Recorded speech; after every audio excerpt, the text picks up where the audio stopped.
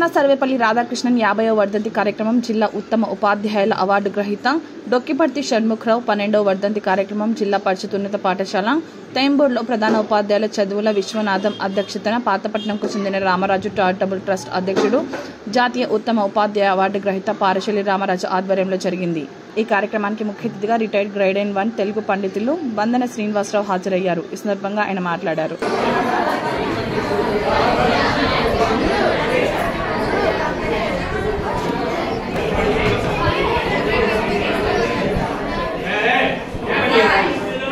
Close your eyes, okay?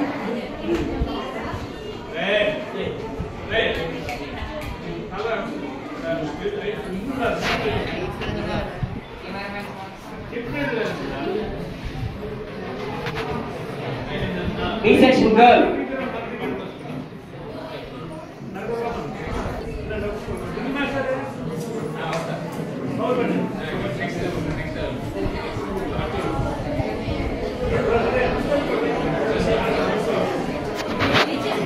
Okay. Speed up chair. 8th class A section girl.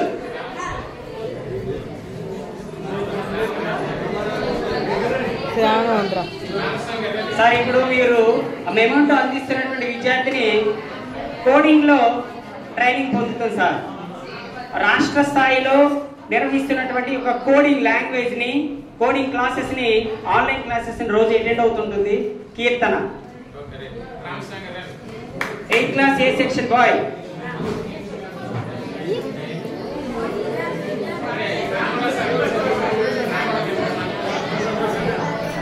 గణిత ఉపాధ్యాయులు రామరమేశ్వరు మన్మథ రమేశ్వరు ఎక్కడున్నా రావాలి.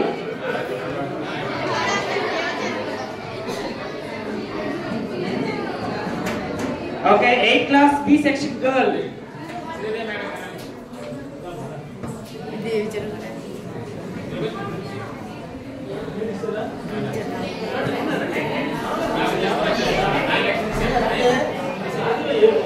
Okay 8th class B section boy.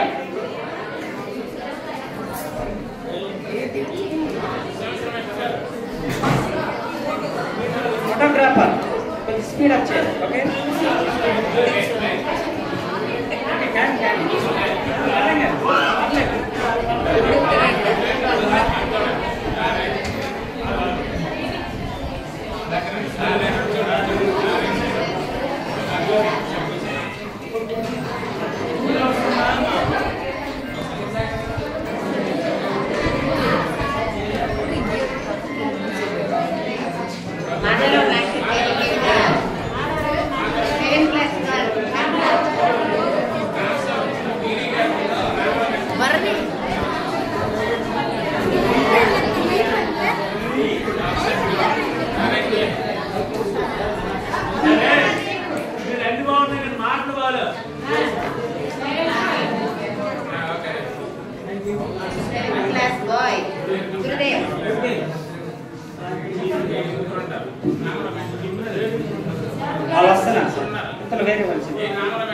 వస్తున్నారు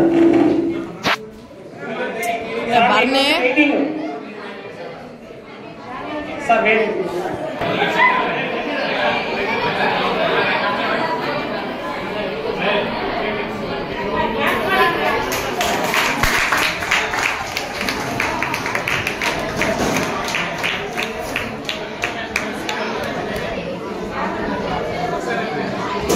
Sixth class girl.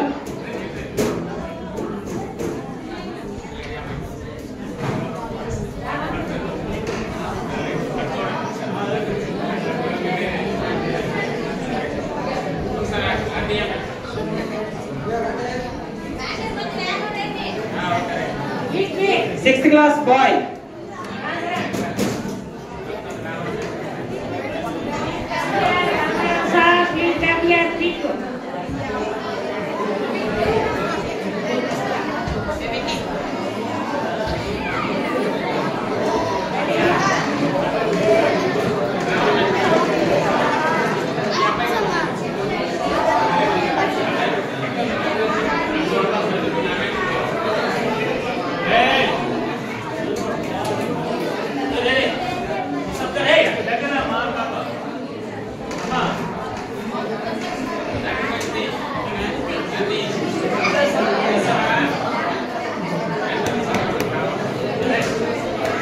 Okay sir. అలాగే అందించినటువంటి విద్యార్థులకు కూడా బహుమానాన్ని అందిస్తున్నారు సార్. సార్ అందరూ బాయ్స్. అలాగే 5 అబ్బాయిలు ఒకసారి రండి.